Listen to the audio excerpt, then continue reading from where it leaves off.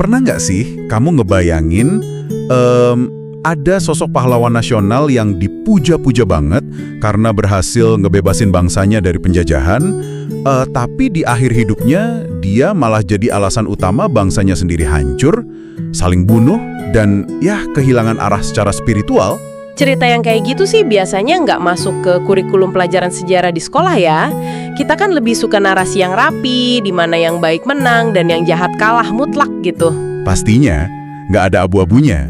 Nah, hari ini kita lagi mengeksplorasi tumpukan jurnal teologi, analisis teks kuno, dan transkrip khutbah historis buat sesi eksplorasi mendalam kita. Topik hari ini tuh soal satu tokoh yang luar biasa paradoks, yaitu Gideon.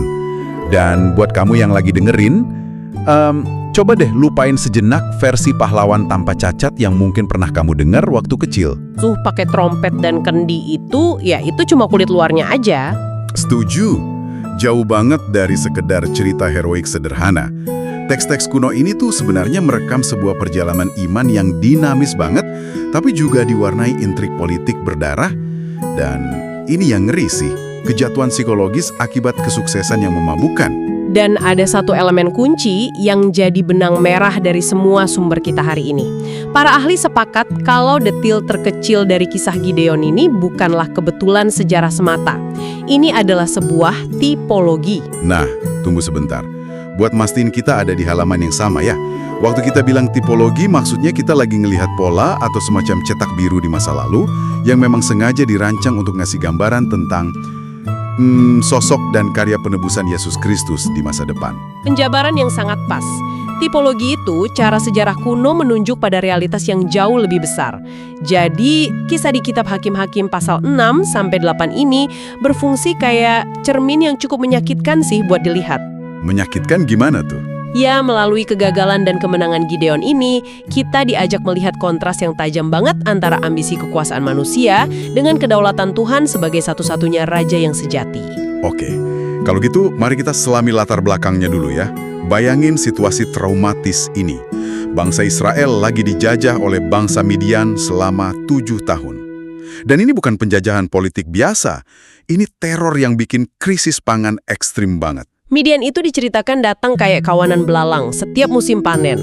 Mereka menghancurkan ladang, merampas ternak, sampai orang-orang Israel tuh harus lari dan ngumpet di gua-gua pegunungan. Gila sih, kelaparan merajalela karena mereka ya ninggalin Tuhan dan beralih nyembah dewa-dewa lokal kayak Baal dan Asyera.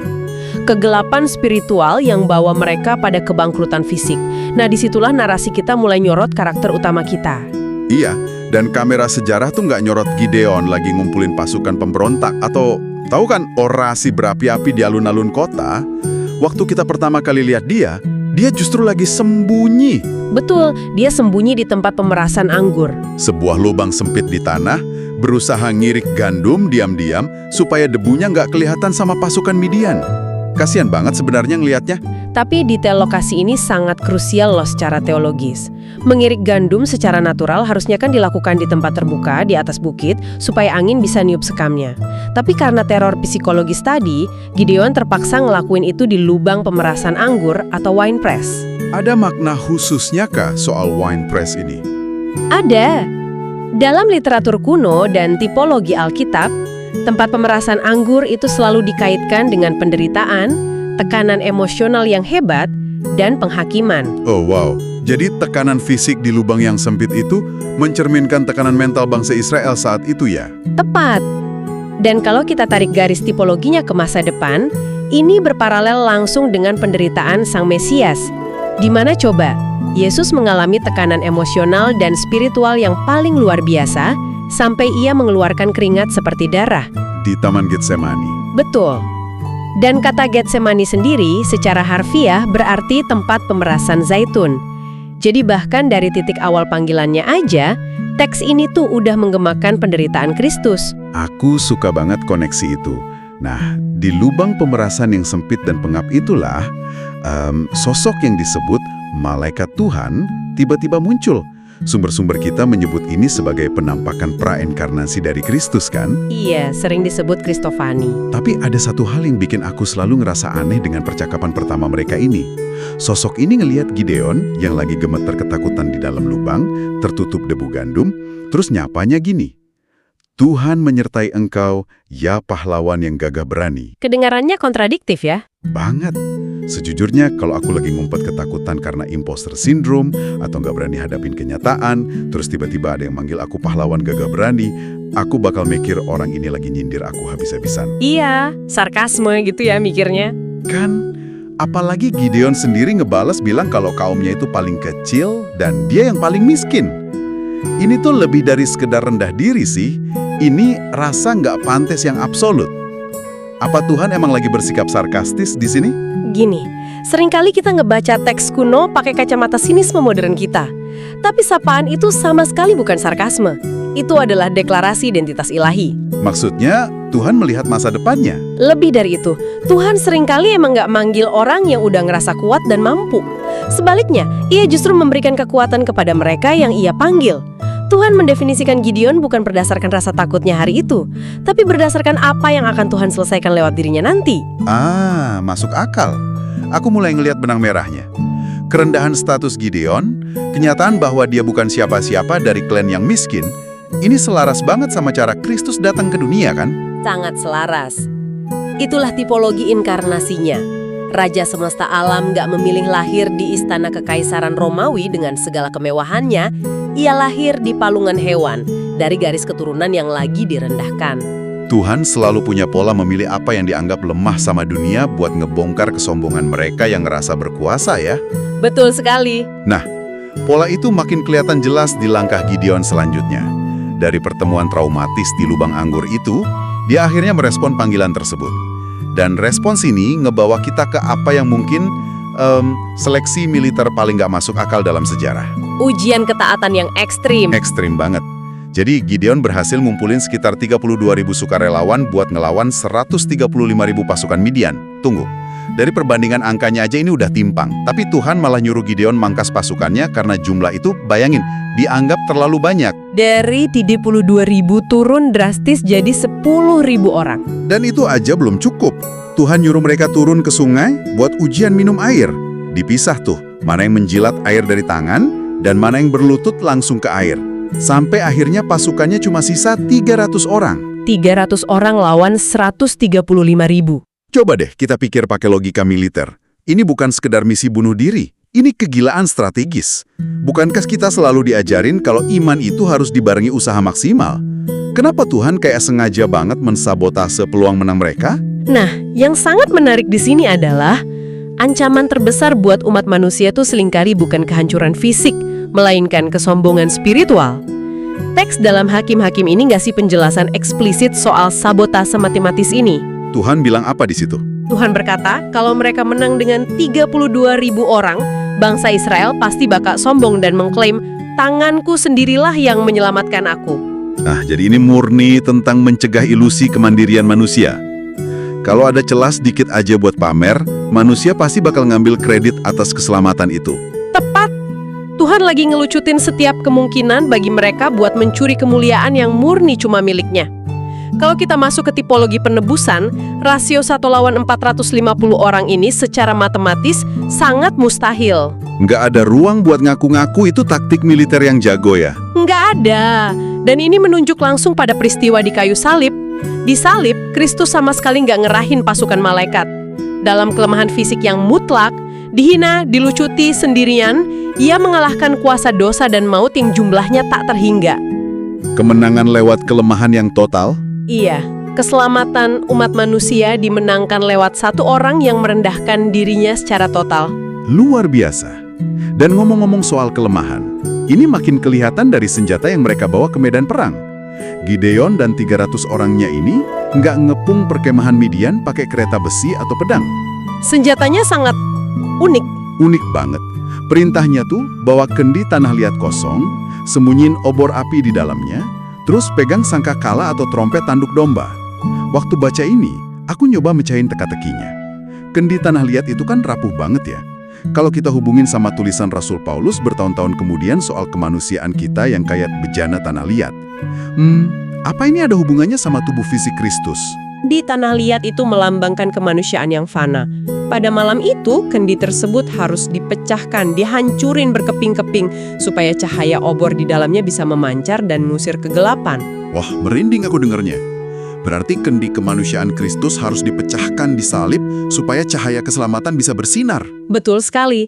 Dan sangkakala yang ditiup serentak malam itu instrumen proklamasi kemenangan. Suaranya yang menggelegar bikin musuh bingung. Mirip sama proklamasi kebangkitan Kristus yang menghancurkan kuasa maut. Kemenangan gak diraih pakai pedang, tapi lewat kehancuran kendi dan pancaran terang. Dan akhirnya musuh panik, saling serang sendiri dalam gelap, lalu kabur. Israel merdeka. Kamu tahu, kalau ini dibikin film Hollywood, ini tuh titik di mana layarnya perlahan gelap, terus musik kemenangan diputar. Sang pahlawan berhasil pulang bawa piala. Tapi sayangnya sumber-sumber kita membongkar realitas yang sangat mengganggu setelah momen itu. Iya, ternyata selamat dari penindasan itu cuma ujian pertama. Bertahan dari kesuksesan yang tiba-tiba. Nah, itu monster yang sama sekali berbeda. Dan dalam banyak kasus, kesuksesan terbukti jauh lebih mematikan bagi karakter seseorang dibandingkan penderitaan. Bener banget. Kamu pasti mikir setelah malam ajaib di mana Tuhan ngebuktiin kuasanya itu, iman Gideon bakal kuat banget dong. Tapi, kita malah ngelihat pergeseran psikologis yang ngeri. Perubahan yang sangat drastis. Saat dia lagi ngejar sisa-sisa pasukan Midian yang kabur, pasukannya kan kelelahan. Dia minta bantuan roti ke bangsanya sendiri di kota Sukot dan Penuel. Tapi para pemimpin kota itu nolak. Mereka takut Midian bakal balas dendam kalau Gideon ternyata gagal.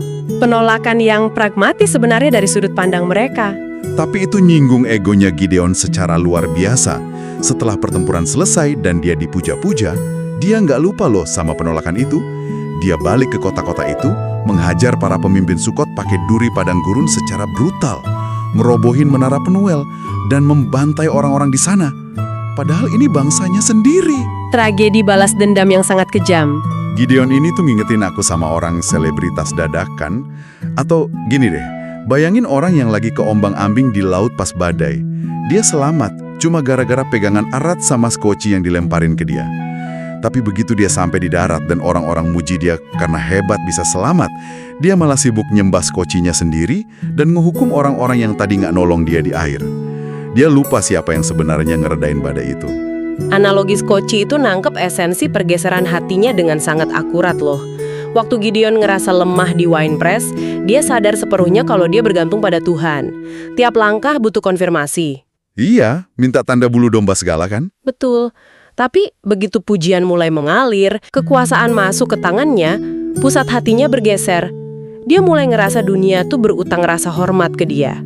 Penderitaan bikin Gideon nyari Tuhan, tapi kesuksesan bikin dia muja dirinya sendiri. Dan perubahan ini makin transparan waktu orang Israel datang nawarin dinasti politik. Mereka bilang, "Memerintahlah atas kami, engkau dan anak cucumu." Gideon ngejawab pakai kalimat yang kedengarannya, suci dan rendah hati banget. Dia bilang, "Aku nggak akan memerintah kamu, Tuhan yang memerintah kamu." Secara verbal, dia nolak mahkota itu. Nah, disinilah letak kemunafikan yang paling halus. Dia ngasih jawaban rohani yang emang pengen didengar sama publik, tapi perilakunya secara sistematis ngebantah kata-katanya sendiri. Gimana tuh contohnya? Segera setelah dia bilang Tuhan adalah raja, dia malah nuntut emas hasil jarahan perang dari rakyatnya. Dan apa yang dia lakuin sama emas itu? Dia nggak ngebangun tempat ibadah untuk Tuhan, dia malah bikin sebuah effort. Dan buat mendengar yang mungkin gak familiar, effort ini semacam pakaian imam besar yang biasanya dipakai buat nyari petunjuk Tuhan kan? Betul, seharusnya effort cuma dipakai oleh imam yang sah di kemah suci. Tapi Gideon bikin versi emas tiruannya sendiri dan ditaruh di kotanya sendiri. Secara psikologis, dia lagi memonopoli akses kepada Tuhan. Jadi kalau mau nanya Tuhan, harus lewat alatnya dia. Persis. Teks Alkitab dengan sangat suram mencatat kalau seluruh orang Israel akhirnya berlaku serong dengan menyembah efod emas itu. Benda itu jadi jerat berhala, alat kontrol spiritual yang maksa rakyat buat bergantung pada Gideon, bukan pada Tuhan. Nolak tahta di depan publik, tapi bikin kultus individu di belakang layar. Dan gaya hidupnya juga makin parah kan? Sumber sejarah nyatet dia mulai ngambil banyak istri kayak raja-raja kafir, punya 70 anak laki-laki, dan bahkan punya gundik di daerah Sikem. Dan anak dari gundik ini yang nantinya bawa petaka. Iya, bagian ini yang selalu bikin aku tercengang. Nama yang dia kasih buat anak dari gundiknya itu dia namain Abimelech. Tunggu, kalau kita bedah arti nama itu dalam bahasa kunonya, Abimelech itu artinya Bapakku adalah raja. Kontras yang sangat mengerikan ya. Coba rasain deh kontrasnya. Di alun-alun dia teriak, Tuhan adalah rajamu. Tapi di rumahnya sendiri, dia namain darah dagingnya Bapakku adalah raja. Itu bukan hilaf, itu penipuan terencana. Warisan kemunafikan ini nggak terkubur di makam Gideon, tapi meledak jadi tragedi berdarah lewat putranya ini, si Abimelech. Memasuki babak Abimelech ini tuh kayak ngelihat manifestasi paling murni dari ambisi politik yang kosong melompong dari nilai ilahi. Beda sama ayahnya yang sempat didatengin malaikat, Abimelech ini murni digerakin haus kekuasaan. Dia politikus licik ya. Sangat. Dia pergi ke keluarga ibunya di Sikhem dan terang-terangan main politik identitas. Dia manipulasi ketakutan mereka pakai narasi kesukuan. Dia bilang, pilih mana? Dikuasai 70 anak Gideon yang mungkin gak peduli sama kalian, atau dikuasai oleh satu orang, yaitu aku, darah daging kalian sendiri. Jual ketakutan buat beli loyalitas. Klasik. Dan sayangnya itu berhasil. Penduduk Sikhem mendanai ambisi politiknya pakai uang dari perbendaharaan kuil Baal. Jadi dia pakai uang agama kafir buat nyewa preman bayaran. Terus apa coba tindakan pertamanya pas dapat kekuasaan? Dia balik ke rumah ayahnya, nangkep ke-70 saudara tirinya, dan nyembelih mereka semua di atas satu batu besar. 70 nyawa dihabisi, cuma buat mastiin nggak ada saingan politik. Itu strategi teror absolut yang dirancang untuk membungkam oposisi sejak hari pertama.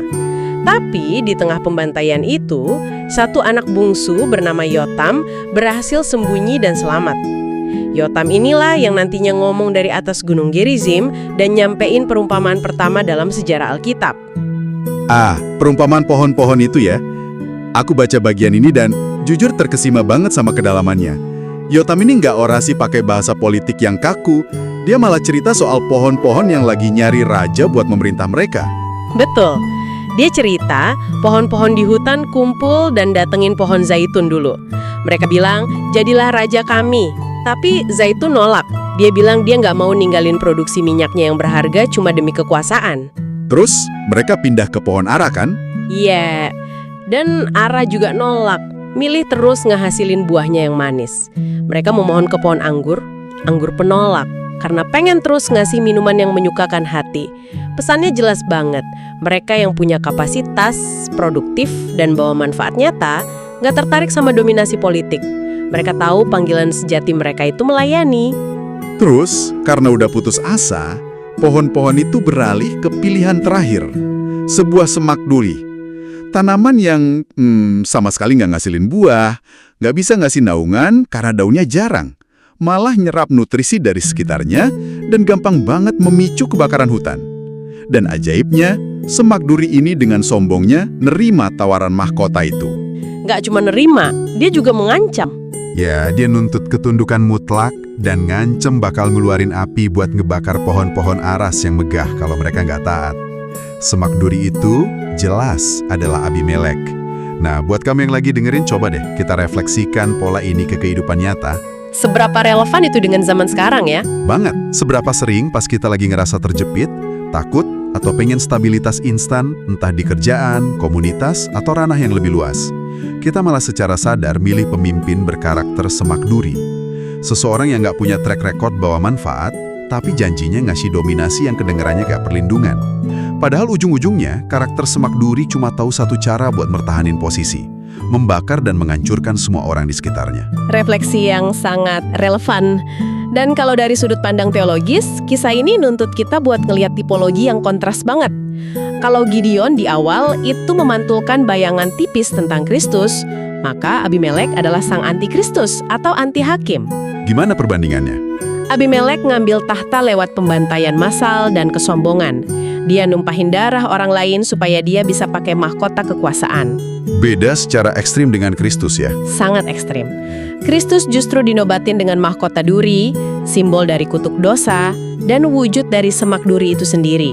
Dan ia membiarkan darahnya sendiri yang ditumpahkan supaya umatnya bisa hidup. Abimelek ngancam mau ngeluarin api kehancuran kalau rakyat nggak tunduk. Kristus sebaliknya, turun untuk mencurahkan api Roh Kudus yang ngasih kehidupan. Wow, dan akhir hidup si semak duri ini punya nilai ironi puitis yang luar biasa. Waktu dia lagi ngepung kota lain dan nyoba ngebakar pintu menara yang isinya orang-orang lagi ngumpet, keadilan Tuhan akhirnya jatuh. Ada seorang wanita dari atas menara ngejatuhin batu kilangan yang berat banget dan pas menghancurkan tengkoraknya Abimelek. Pemimpin kejam yang ngawalin karirnya dengan ngebantai 70 saudaranya di atas batu, akhirnya mati dihentikan oleh sebuah batu juga. Dan itu dilakukan oleh seorang wanita yang di masa peperangan kuno itu sering dianggap pihak yang paling gak berdaya. Ini ironi yang diatur murni oleh kedaulatan ilahi. Para ahli biblika tuh ngeliat gema yang kuat banget dari janji pertama di kitab Kejadian pasal 3, bahwa keturunan perempuan pada akhirnya akan meremukkan kepala sang ular. Kejatuhan Abimelek membuktiin kalau tirani dan kejahatan pasti dihancurin Tuhan ya, sengeri apapun kelihatannya. Terus, kalau kita tarik benang merah dari semua sejarah berdarah ini ke masa kini, apa artinya buat kita? Tumpukan sumber ini kan bukan cuma buat pelajaran sejarah kuno aja. Apa teguran kerasnya buat gereja atau perjalanan spiritual kita di era modern ini? Kisah keluarga Gideon ini kayak alarm peringatan yang memekakkan telinga soal bahaya pakai agama sebagai alat ambisi politik. Gideon emang sukses secara militer, tapi dia menjerumuskan bangsanya ke penyembahan berhala karena hasrat tersembunyinya akan pujian waktu dia bikin efod emas itu. Gereja modern terus-menerus menghadapi godaan buat merancang efod mereka sendiri hari ini. Wah, bentuk efod hari ini mungkin bukan patung emas lagi ya. Mungkin bentuknya tuh upaya mengawinkan pengaruh rohani dengan kekuasaan politik duniawi. Kayak nyari jalan pintas supaya gereja terlihat dominan dan ditakuti masyarakat. Atau mendewakan figur pemimpin agama tertentu sampai nggak boleh dipertanyakan. Nah iya, seolah-olah merekalah satu-satunya saluran berkat Tuhan. Persis, saat komunitas spiritual mulai lebih menghargai pengaruh politik dan jumlah pengikut yang masif dibanding ketaatan yang sepi dan pelayanan yang rendah hati, kita tuh lagi jalan di jalur kehancuran yang sama dengan Gideon. Tuhan selalu ngebuktiin kalau ia nggak butuh pemimpin agama yang haus tahta. Kekuatan umat percaya yang sejati itu nggak pernah terletak pada ya seberapa banyak kursi politik yang bisa dilobikan. Betul, melainkan pada pelayanan otentik yang meniru Kristus Raja yang rela turun buat ngebasuh kaki murid-muridnya. Kita diselamatkan bukan oleh strategi militer yang brilian, tapi oleh karya penebusan Kristus. Perjalanan yang sangat intens hari ini. Lewat realitas sejarah yang gelap ini, kita justru bisa ngelihat kebutuhan mutlak kita akan sang terang. Kehidupan Gideon ngebuktiin satu paradoks rohani. Waktu kita ngerasa paling lemah, paling nggak mampu, kayak ngumpet di tempat pemerasan anggur, justru disitulah kasih karunia Tuhan punya ruang buat jadi satu-satunya kekuatan kita. Tapi di detik kita mulai ngerasa sukses dan posisi kita aman, disitulah kita paling rentan terhadap penipuan diri sendiri. Sebuah peringatan indah bahwa kerendahan hati yang berserah itu sumber kekuatan, sementara kemandirian yang sombong adalah awal dari kehancuran. Setuju banget. Nah, sebelum kita pisah, aku pengen ninggalin satu pikiran provokatif buat kamu renungin secara pribadi. Kita udah banyak bahas gimana hati manusia gampang bergeser. Ada satu momen ikonik dari kehidupan Gideon yang mungkin sering banget kamu dengar. Waktu dia nguji Tuhan pakai bulu domba. The fleece? Iya, Gideon minta bulu domba basah pas tanahnya kering, terus besoknya dia minta kebalikannya. Sampai hari ini, praktek nyari tanda ini sering banget kita anggap rohani, pas lagi milih keputusan besar. Tapi, setelah ngebedah anatomi hati Gideon yang penuh ketakutan hari ini, coba ditanyain ke diri kamu sendiri. Apakah obsesi kita yang terus-terusan nyari tanda dari Tuhan itu benar-benar bentuk kebergantungan iman? Atau jangan-jangan itu sesuatu yang lain? Nah, itu dia. Atau jangan-jangan itu bentuk halus dari penyembahan berhala modern, sebuah mekanisme di mana kita diam-diam nyoba memanipulasi dan ngendaliin cara kerja Tuhan, cuma karena kita terlalu takut buat melangkah dalam ketaatan yang sederhana. Bukankah kita udah dikasih tanda terbesar, yaitu kesempurnaan pengorbanan Kristus di salib dan kubur yang kosong? Kalau itu aja udah kita miliki, kenapa kita masih sibuk nyari-nyari bulu domba yang basah? Pertanyaan yang sangat menohok buat direnungkan. Pastinya bikin gak nyaman, tapi patut dipikirin. Terima kasih udah gabung di sesi eksplorasi mendalam ini bareng kami. Teruslah membaca teks di balik teks, teruslah mempertanyakan asumsi-asumsi lama kamu, dan sampai jumpa di diskusi kita berikutnya.